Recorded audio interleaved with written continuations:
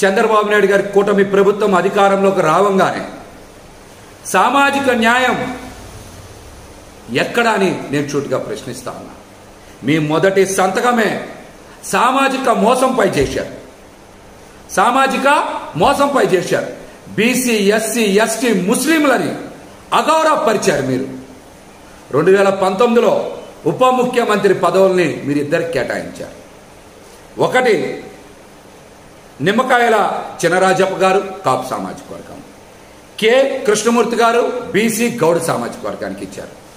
మీ తర్వాత జగన్మోహన్ రెడ్డి గారు సామాజిక న్యాయం పాటిస్తూ మీకన్నా మిన్నగా మీరిద్దరికి ఇస్తే జగన్మోహన్ రెడ్డి గారు 10 మందికి ఉప ముఖ్యమంత్రి పదవులు ఇచ్చారు. ఆయన 5 ఏళ్ల పాలనలో బీసీ, ఎస్సీ, ఎస్టీ, ముస్లిం, కాపు వర్గాలకి ఉప ముఖ్యమంత్రి పదవులు ఇచ్చి ఆ సామాజిక వర్గాల ఆత్మ గౌరవాన్ని పెంచారు. సామాజిక న్యాయం చేశారు. సోషల్ ఇంజనీరింగ్ లో ఆయన విప్లవాత్మకమైనటువంటి మార్పులు తెచ్చేటువంటి ప్రయత్నం చేశారు. మీరు అంతకన్నా మిన్నగా చేయాలి. కానీ బీసీ, ఎస్సీ, ఎస్టీ, ముస్లిం వర్గాలకి ఉప ముఖ్యమంత్రి పదవులు ఇవ్వకుండా కేవలం పవన్ కళ్యాణ్ గారికి మాత్రమే ఉప ముఖ్యమంత్రి పదవి ఇచ్చి బీసీలని, ఎస్సీలని, ఎస్టీలని, ముస్లింలని మీరు అవమానించిన మాట వాస్తవం. ఈ వర్గాలకి కేబినెట్ కూర్పులో ఉప ముఖ్యమంత్రి పదవులు ఎందుకు ఇలా?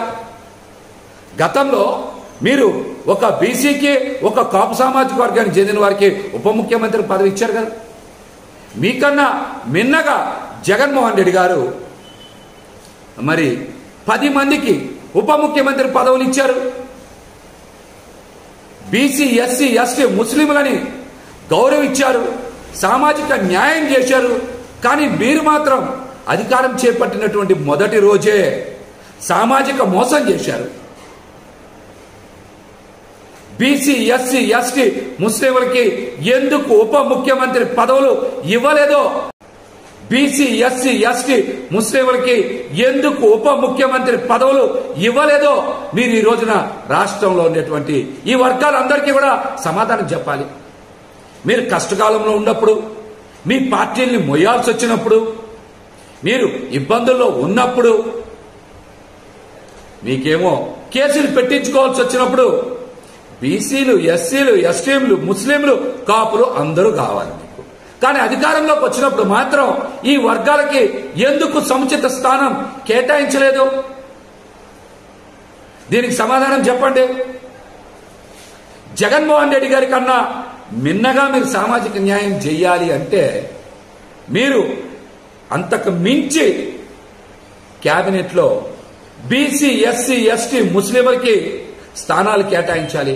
కేటాయించకుండా ఉప ముఖ్యమంత్రి హోదానే ఈ వర్గాలకు ఇవ్వలేదంటే మీరు బీసీ, ఎస్సీ, ఎస్టీ, ముస్లింలని అవమానించినట్టే కదా. ఈ విషయం మీద మీరు రాష్ట్ర ప్రజలతో పాటు ఈ వర్గాలకు కూడా సమాధానం ఇవ్వాలని మేమైతే డిమాండ్ చేస్తాను.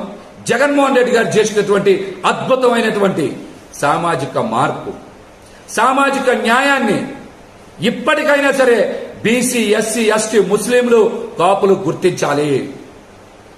అత్యధిక స్థానాలు కాపు సామాజిక వర్గాన్ని కూడా కేటాయించింది జగన్మోహన్ రెడ్డి గారు అన్న వాస్తవాన్ని గ్రహించాలని కూడా ఈ సందర్భంగా నేనైతే తెలియజేస్తా ఉన్నా.